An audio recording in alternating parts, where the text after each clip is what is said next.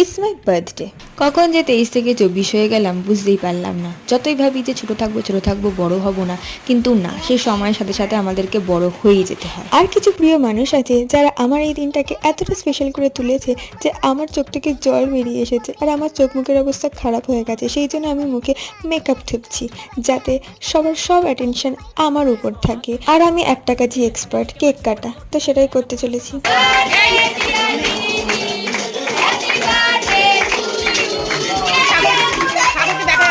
যতই কারণ আমি বলি না যে আমি বার্থডে সেলিব্রেট করতে চাই না, but I love surprise and attention. কবে যে আমার মনের মানুষটা এইভাবে আমাকে সারপ্রাইজ দেবে কে জানে। হোয়াটএভার, এখন তো কেক খাওয়ার পর্ব চলছে। এখন তোমাদের মধ্যে হয়তো কেউ বলবে এই তো আমার স্পেশাল বার্থডে। হ্যাঁ, আমি আমার বাড়ির লোকেদের সঙ্গে বার্থডে সেলিব্রেট করতে ভালোবাসি।